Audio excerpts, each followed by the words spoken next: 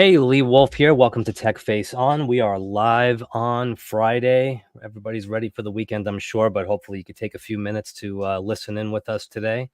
I'm here, as always, with Mr. Richie Bello, and today we have a special guest, Jim Muelhausen. I got it right. And he is the founder of Sales QB, and he's going to be talking to us today about there are different ways that we can fix our sales teams and we can manage our sales teams. And it doesn't necessarily have to be a tremendous expense, but he's going to help us put the puzzle pieces together on that. And then we're going to throw some technology curveballs at him to see where technology comes into play. How's everyone doing? Good, great. Awesome. Before we get rolling on the show today, just going to play a quick video from Dr. Hassan, who is our sponsor from Matrix, about the benefits of cybersecurity. Is your dealership ready to be hacked? The internet criminal gangs are coming at you. They can get you if they find a weak spot in your network, or someone in your company clicking the wrong attachment, or even the front desk girl giving away some sensitive information. Hey, this is Dr. Hassan, the CEO of Matrix, a cybersecurity consultancy that helps the big OEMs and the tier ones to solve their cybersecurity problems, including vehicle security. I have spent the last 20 years of my life dedicating to make the automotive industry safe and secure. My mission today is to make every automotive dealership safe and secured and to become your cybersecurity doctor.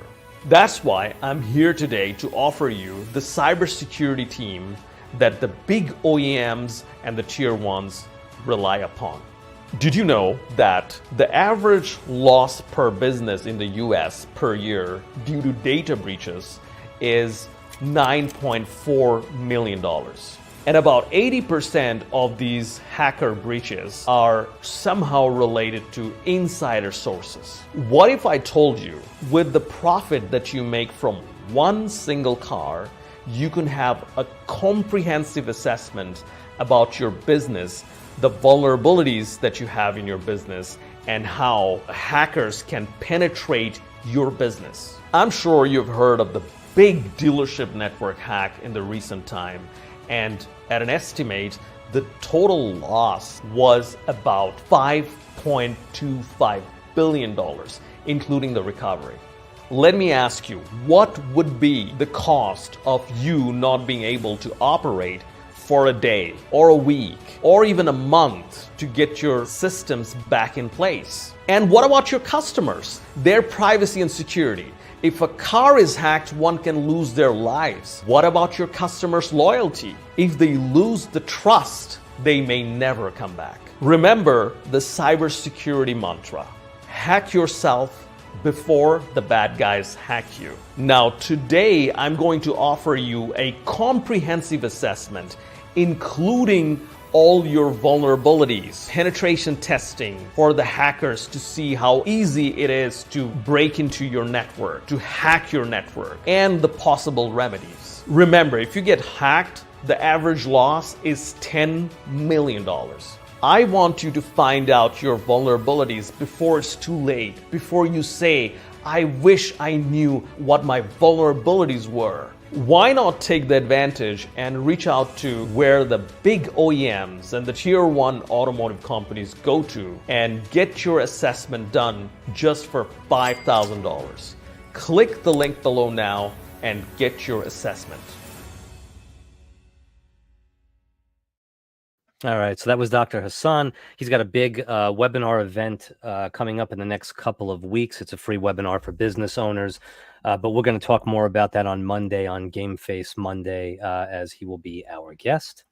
And I'm just going to run a quick clip here on Jim Muelhausen. Managing your sales force doesn't have to be a hassle. I've never met a business owner who enjoys sales management.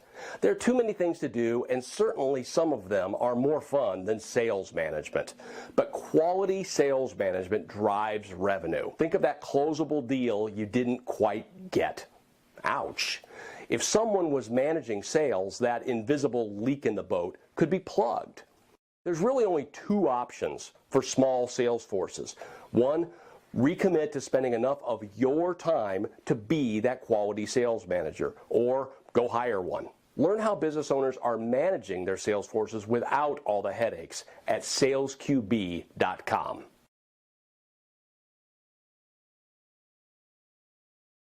All right. So, Jim, it's great having you on the show. Thank you for being here today. Yeah, glad to be here. Thanks. So just give us a quick background. How did you end up where you are today? Okay, quick. That's going to be tough. So I've been a lifetime business owner, made the mistake of going to law school and realized I didn't want to do it. So I started a business in law school, series of businesses. In the process of that, I ended up in a CEO mastermind group for 5-6 years. Okay. I ended up getting into that business, have a company called CEO Focus that is in the CEO mastermind business, been doing that for almost 25 years now. And along the way, I've done 11,000 one-on-one coaching sessions. I've traveled North America, launching people to create groups in cities all over North America. And so I've met a lot of business owners. And guess what I saw? You have 7 salespeople? Oh, really? So tell me about your sales leader. Well, we don't really have one. The team kind of manages themselves. And you start hearing it. And this was probably around 2000. And the part-time CFOs were kind of catching on. They came on in the 90s. And so I had colleagues and friends that had a part-time CFO because they weren't big enough for a full-fledged 40-hour-a-week CFO. And I thought to myself, gosh, I wonder if you could do that for sales, if you could have a sales manager or a sales leader to do it. And we kind of started experimenting with it as an additional offering for CEO focused members or prospects that we generated through our seminars to take this on. And we did it for a long time. And then eventually I decided it shouldn't be adjunct to CEO focus, that, Pinocchio should become a real boy. And we put a couple of years work in to taking what, something that works internally is a lot different than something I can hand to you and have it work. So we spent a couple of years building everything out and turning it into, a toolkit that consultants can take in a local market and then go help people in Sacramento, California, or New York, or Indianapolis, where I am. Wow. Pretty awesome. So Tech Face On, we deal with a lot of, obviously, tech. What are the hurdles that are there hurdles? Is it more positive aspects that technology are bringing to the game now compared to when, you've been doing this for decades. You've been in the business world. How do you see technology, and how do you blur that line between the balance of the human impact and the technology impact? Well, I'll go kind of back to where you started, where you go, well, what are the impediments, right? I see a lot of impediments, and I typically deal with businesses that are 5 to 50 million, fat part of the bell curve. And so I think the biggest impediment is a business owner doesn't like technology. It's a pain. People are hacking me, it's hard, right? To put a new piece of technology in, or like changing your CRM. Nobody wants to do that. It's horrible. Right. It may be something that would really help your business, but it's not a fun process to do. And so Sure. I don't like technology as a business owner. I just want to run my business. I don't want to have to constantly have it, breaking. We're pretty good at CRM, and we had 87,000 API calls that were just basically legacied. And fix them. 87,000 fixes. That's why people don't like technology, because there was nothing wrong with it yesterday, and now someone decides to upgrade their API call, and now it's broken. And that gets frustrating. So I don't like to screw with that. I just want to run my business. I don't really understand it. I'm not a techie. And sometimes it doesn't work, right? I've done experiments and it doesn't work. That said, ignoring technology is very, very dangerous. Yeah. It's very, very dangerous. And I always, I guess technically I had a computer science minor, which means I used to be able to write a little bit of code. And I'm know enough to be dangerous, but I think business owners need to have a philosophy on technology is you just need to know how to tell time. You don't need to know how the watch is made, right? And if you don't get AI, it doesn't matter. What you need to know is how AI can help your business. If you don't get workflows, I'm much higher right now on automated workflows than I am on AI. I think AI is pretty sexy right now, but for a lot of, if you don't have scale, AI is tricky. Mhm. and a lot of smaller businesses don't have scale. And so it's cool and it's neat, but I'm not seeing a lot of adoption of Right. AI of smaller businesses. But I think they're grossly under adopting things that are very close to AI in the workflow realm. They're entering data to 2 or 3 times. I mentioned the word Zapier, and they look at me like I'm speaking a foreign language. Right. Right. There are things that would make their business significantly better, improve productivity. They're all bitching about hiring people, and workflows could help that by just eliminating the work. Yet because it's technology, it's like, I don't want Right. that. I'd rather just I call it throwing a body at it. I'd rather just throw a Right. body at it. Right. Me, that's the last thing I want to throw at a problem is a human being. They're undependable. It's the most expensive machine ever built. I can buy a heck of a machine for what I pay someone for 10 years. Yeah. Yeah. Yeah. Truth. Call it $1 Truth. million or whatever we want to call it, right? Yeah. That's a very expensive machine. So technology is always cheaper. And what I think we should really be looking for is a situation where it makes things better for the customer. This is where I think AI has gone awry in a lot of places. We've all had experiences. I just had a bad one with a company everybody would know, where they sent a response that was clearly AI and it made it worse. Right. I had a problem and they couldn't deal with me live with a person that could think well enough. Right. And they sent an AI response and just made the problem worse. And made your blood pressure rise, right? Yeah, and you go, okay, I guess I already gave them my money, and now I'm just it's not going to really affect their revenue. They got my money, and I just a little ticked off.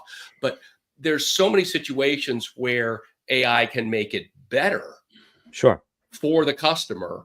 And I think that I'll pick on big businesses. I think what big businesses are doing is they're thinking about the money side. Oh, I don't have to hire people. I can replace a human being with technology, et cetera. And this now gets cheaper. And it sure is cheaper. It's a cheaper experience to the customer. And we know that it isn't as good, and we're not stupid. Right. So sprinkling it in, right, Richie? I mean, sprinkling in technology to make a better experience for the end user, for the customers, instead of just thinking technology will make it cheaper. That's the best way to go.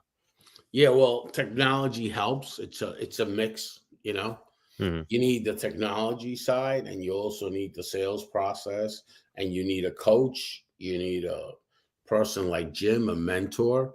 You need a person, right off the bat, at the beginning of this whole conversation, I would automatically hire him. Why is that?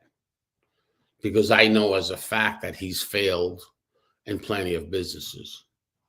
So that alone, he's hired to train my people, because his failures are his road to his success. That's why he's successful today, right? Because if he wouldn't start in college a company that he failed, and this, that, we're all young, we all do that, right? So he kept going and going and going.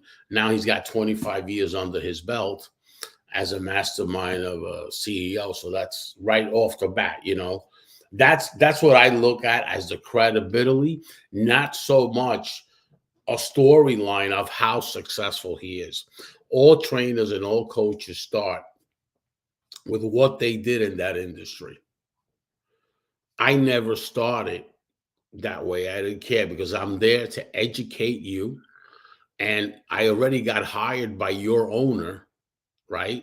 So I don't have to sell you what I've done. It doesn't matter what I've done. I'm here to educate you. I run it like a classroom, period, And that is a very important way that Jim said. That's important, because when you have failures under your belt, I worked for a company in my younger years, and there was a guy there.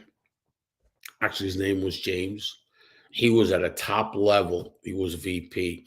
And the other consultants were saying, why would the CEO have this guy as the top guy? So they all confronted him. And he says, because he's lost 3 different businesses. Started a business for his daughter and became very successful. That means, Richie, that he's a leader, probably can't do it for him, but can do it for others. Okay?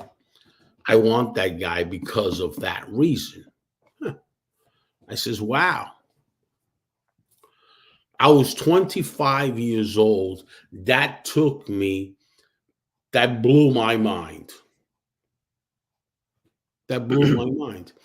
And I learned a lot from this gentleman. He also told me how you know somebody's giving it their best effort is by how many mistakes they're doing. When you see nobody making a mistake in your team, you know they're not giving it the best effort. As long as he doesn't replay the same mistake. So there's a few things like that. And Jim stated that at the beginning, stated the problem with technology. You can't ignore technology. And technology is pretty easy to fix, okay? Technology is a thing that's black and white. It's like the service department in the car business. That's black and white. You can fix it. Sales is gray.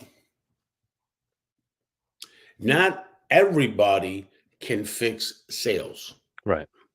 Sales is gray. It ain't a black and white process. Jim has it down to the metrics where it's black and white to him. It doesn't mean because it's black and white to him, to everybody else, including me or to you, Lee, it's black and white. Right. Right.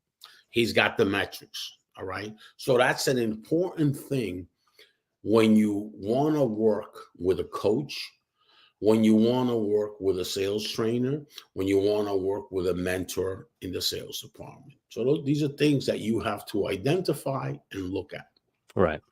So in just the few conversations that I've had, and I haven't, a lot of other trainers that I have on here, I have a training network out in Facebook. A lot of the other trainers that are here, I know them. I have a relationship with them. I never talked to Jim. Today, it's the first time, but I understand because that's the world I come from, right? Right. So I understand clearly what he does and where his values are and what he can do and what he's capable of doing, which is very, very important. And I like the fact that he has a program out to help the local business, the enterprise business, any business you want, because every business has salespeople, right? Mm-hmm. Every business, just like every business needs digital marketing. You don't have digital marketing today. You don't have SEO today. You don't have any of that today. Your competitor does. So every business needs Jim involved because that has to do with the sales department. There's really nobody out there in business that can take your sales department to the next level. Right. Jim, let me ask you a question. What is your price points of your product? Like I have a company and I got 5 salespeople and they're not performing. I'm ready to blow my head off because you got to give them some salary, then plus commission. What is your cost on that? Yeah, it probably on average it's going to be $3,500 a month. So we're effectively half a day a week. We want to be a member of the team, right? So every Friday morning, I'm going to come in 52 weeks out of the year, right? And I'm going to take over that position as the sales leader of that team. So you as the owner can stop worrying about it. I mean, that's the biggest thing, right? I mean, having been a business owner my whole life, if you don't wake up at 3:00 in the morning and go, oh crap, what if Sally quits? Or what if we don't get this deal? Or, too high a customer concentration? Or the one that I always hear is, I feel like we're not closing deals we should. Right. That'll drive you crazy, right? And you start adding up the money that it was, what's the lifetime value and margin of not closing a deal that you could have closed? And it's enough to make you, sick. Suck your thumb in the corner for a week. Yeah.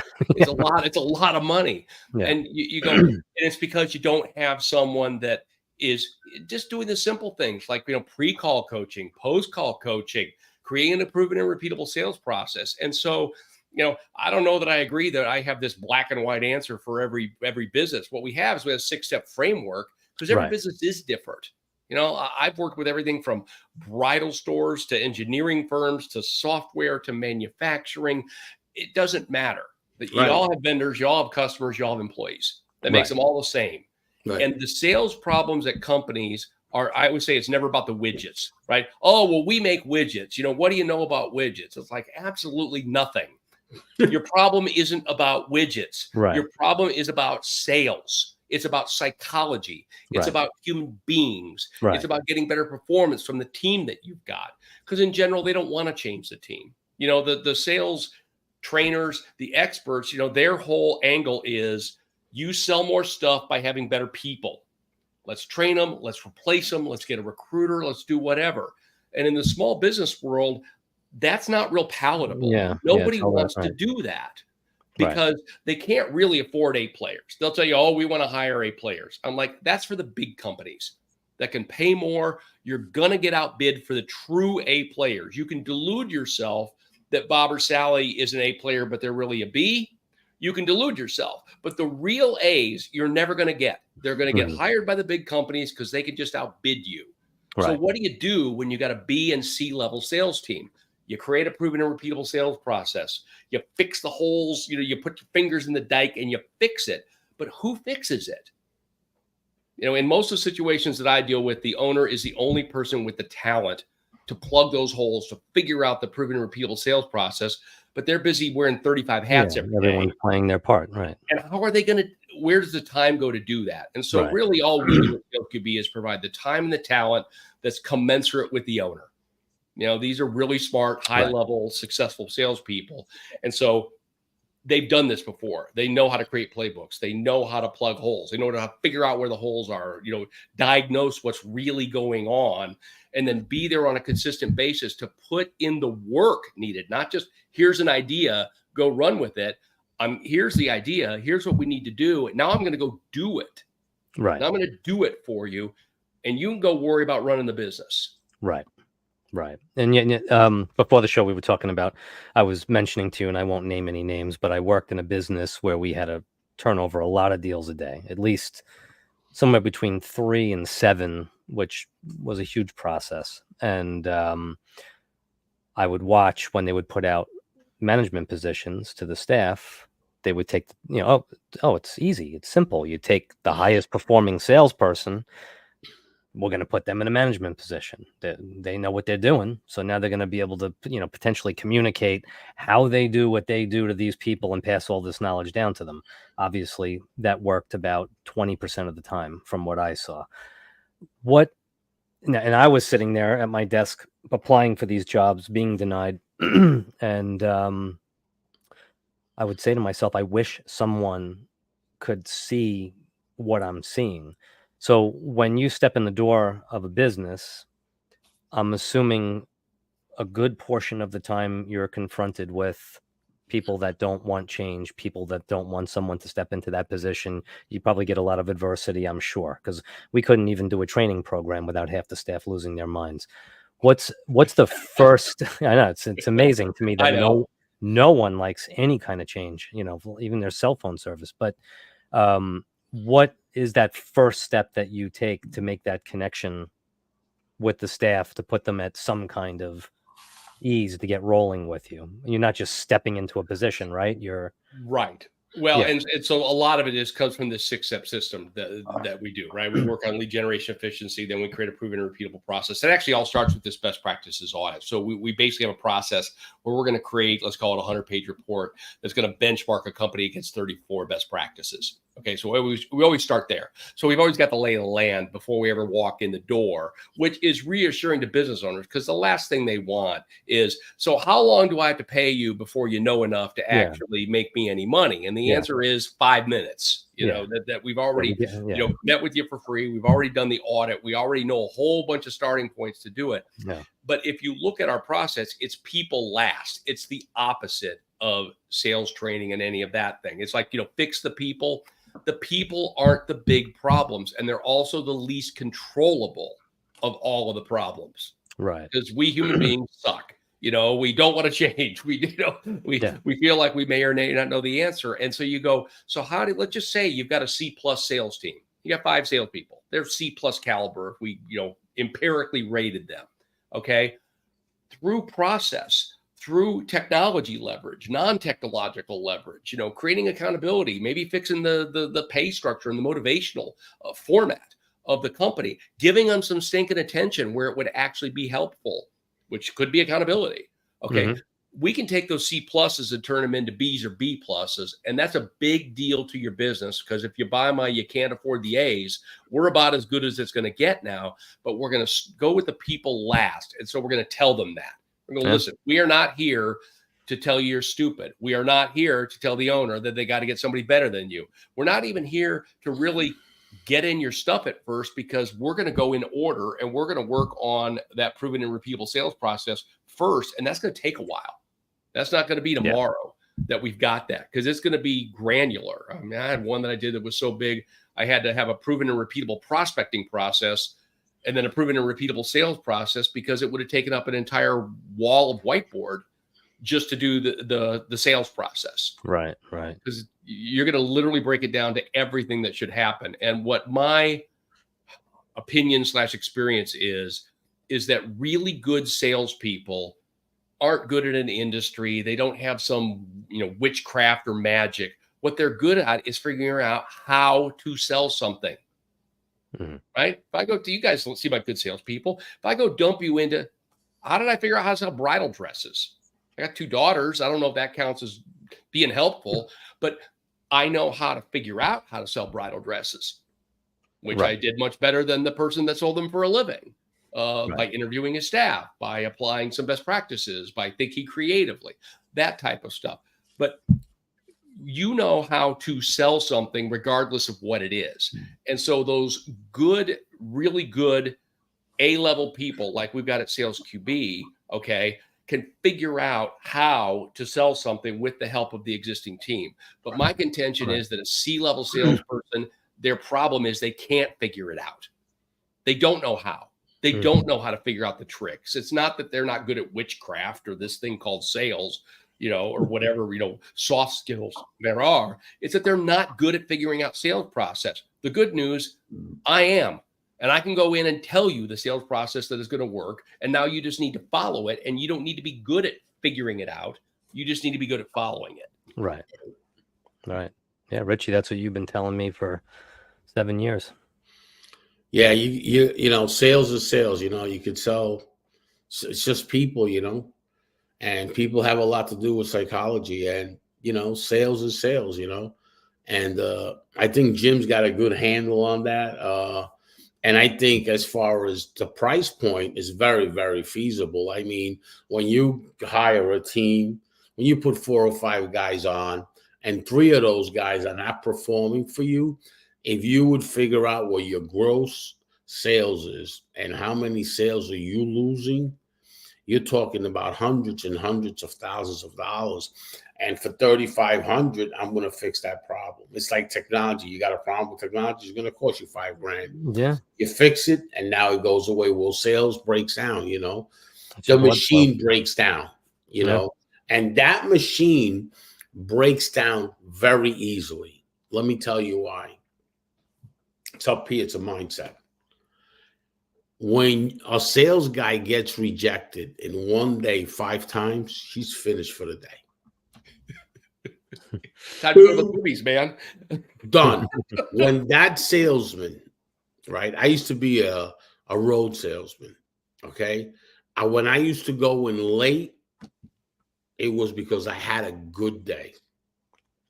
When I used to go in at 3:30 or 4 o'clock, you couldn't even talk to me. I'll throw a cup at you because I had a bad day, right? So when you blank, when you hit 5 people and you get rejected 5 times, if your mindset is not sharp, you don't have that mindset, you're done for the day. You get somebody on calling and he goes through 10 calls and he gets rejected 9 times, the guy's done mentally.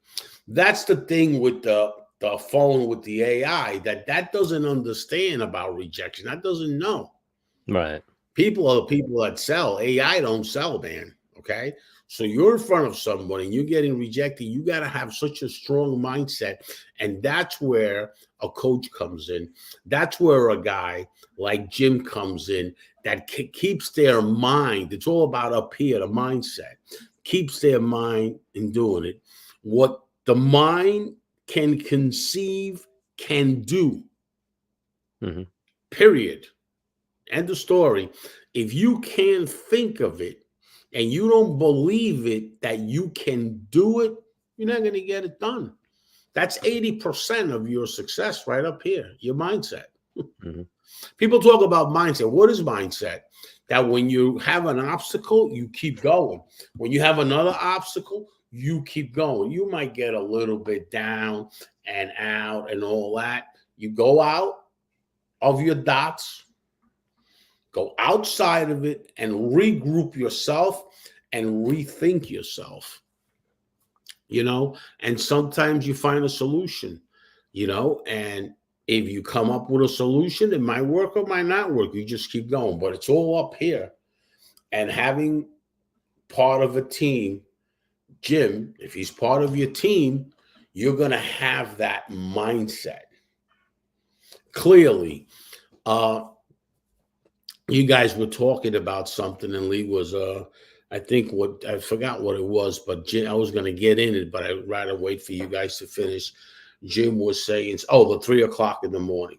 I want to tell you, Jim, I'm going to tell you what I do with customers. You ready? Yep. Mr. Customer, at what time do you usually get up? 3 o'clock, 4 o'clock in the morning? 3 o'clock.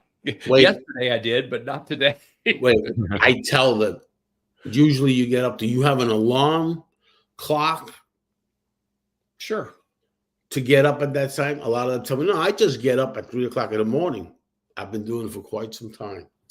I know that at 3 o'clock in the morning, your stress hormone is the highest based on the data. So I already know that you're stressed.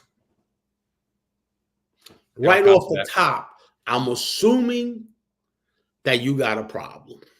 Now it's time to dig in, whether it's a personal problem or a business problem. Bang, right off the bat. Hey, I'll cop you every Sunday at 6:30 p.m. like it was an alarm clock. Right. I used to get god-awful heartburn. And you go, in retrospect, you're like, duh, you're literally stressing tomorrow, maybe like an alarm at 6:30. Wow. Right. For about a year. And the average stressful period where we were growing too fast. And it was like, right. The average person, about 10 Tums. The average person does not know that. They don't know about the hormone stress that goes up between 2 o'clock and 4:30 and 5, and then it drops down after 5 o'clock. It's a normal thing that we have. Normal. Interesting. Unless you go to work on it, right? And you're able to sleep and control it and manage it. There's a lot of hormones that go up and down in your body and all this kind of stuff.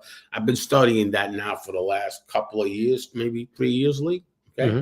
So I'm a sales guy, right? And I'm a business person. So I'm trying to think of the process. So I was on the phone today before coming here with one of our friends. He's a business partner. He does a lot of funding. He's got a business funding platform. He says, Richie, I've been getting up at 3 in the morning. Says, you going to the gym? I know he's got a sales problem. You going to the gym? Is that why? He says, no. I don't know, man. I'm just getting up with nothing at 3 in the morning. I don't know what it is. And then he tells me, I don't know. I'm going to go to the doctor. I says, do you have any type of personal problems? No, everything is good. Now let's talk about, are you selling about the same or more than last year? Richie, I'm down 42%. And at this time, Richie, I shouldn't be down because right now, between the job loss, the economy, businesses are looking for funding. So now I already know. And we started having the conversation. He actually called me because he says, I'm getting up like crazy at this time. It wasn't even like a deal that I called anybody, you know. He was calling me to tell me about if I had that experience. Right. Getting up like a 3 in the morning. That's all. He's worried his business model's broken. It's like, crap, something's changed. Right. Yeah. It doesn't appear to be the economy. I wonder if my business model's broken, or what's going on. Well, when the and you can't economy is figure it like out. that, Yeah. when you are, and this is the election year, and you are where the jobs are right now, the last report I looked was 818,000 jobs lost, your funding company is blowing up. It is blowing up, especially with the SBAs now, what they have now for businesses, government funding. I mean, it's crazy right now. Every business that I talk to, you know what they need right now? Funding. Richie, could you get me a business loan? Funding. So if you have a problem now, it's like supply is in demand and it's this supply, money. Okay? That's the biggest supply. Right now, the funding companies are doing crazy numbers because there's two things that you need in business, two metrics: funding and revenue. And that's where you come in. You come in with the revenue side. You come in with the sales side. Because without funding, you're not going to get anywhere. Without funding, you got no marketing. Without funding, you got nothing. How are you going to market your product if you don't have funding? And how are you going to generate revenue if you don't have leads or if you don't have opportunities? How are you going to do that? So we have both solutions. And now with you, I'm so glad that you came into our podcast. With Jim, we have a great solution now that we can wrap up. Company that gets funded, now Jim can go in there for $3,500 and shine. Yeah, absolutely. Because that's technology right there. Okay, that is serious technology. Because when you're able to fix that situation with funding and then you wrap it up with sales. Because without the revenue, you can't pay the funding guys. And they look at your revenue. And even if your revenue is light, we have a way of getting people funded, especially with the talent that Jim possesses. I'm really glad I met you because that is a perfect blend.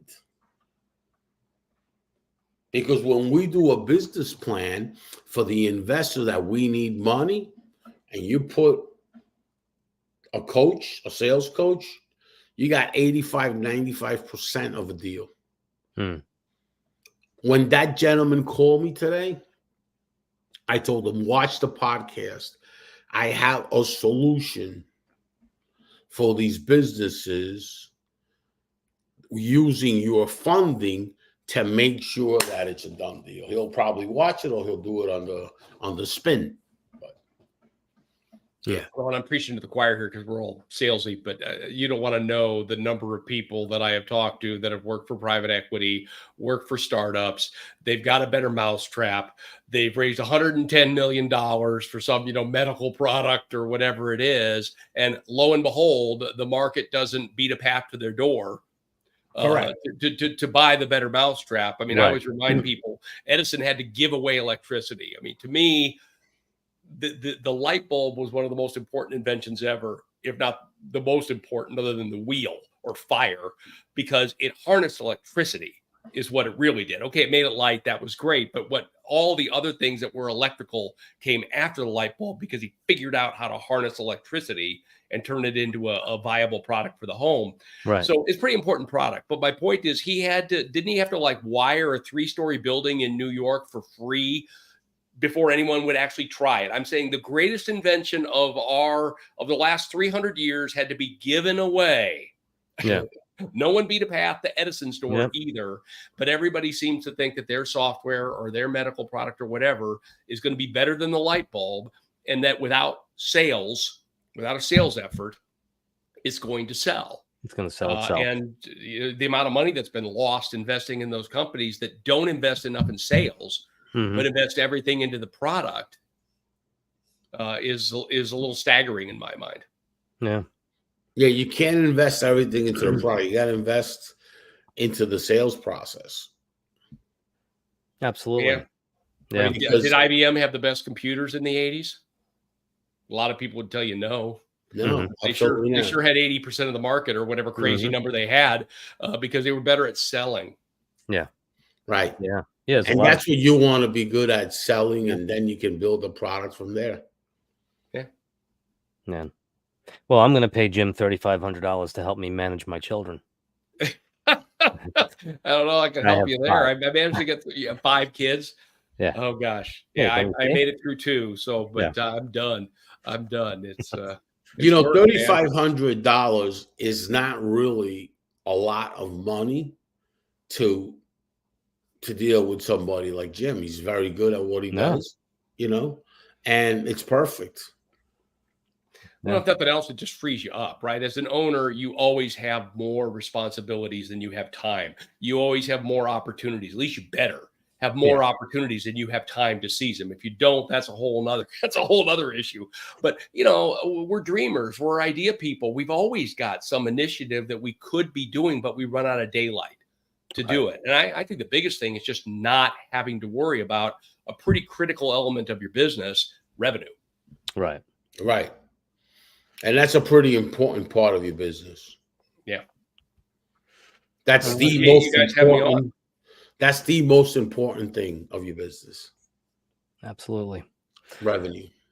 Well, before we wrap up the show today, we're just going to run a quick video for Mr. Arthur Early. Richie and Arthur are putting together a affiliate marketing event. It's called Affiliate Marketing Apex 2024. It's going to be launching on October 17th, and it's going to bring together some of the best in affiliate marketing with a special guest speaker that's coming down the pike too, I hear, at a all-day event at the Beach Club Estate in Ronkonkoma, New York. And hold on one sec here. What's going on, guys? Arthur Early here, and here we go again. If you missed my last affiliate marketing event, you're not going to want to miss this one. Whether you're somebody that's brand new in the affiliate marketing world or you're a seasoned veteran that's looking to grow and scale your business, join me here at the beautiful Beach Club. We're going to have coaches, we're going to have influencers, and we're going to have like-minded individuals that are going to be discussing affiliate marketing and how to grow your affiliate marketing business. Listen, guys, this event is limited to 50 people and tickets are going fast, especially because our wonderful sponsors are footing half the bill. Now listen, if you want to make 2024 your best year ever and scale your business beyond levels it's ever been, make sure you go ahead and click that link below and I'll see you on the inside. I mean, look at this view.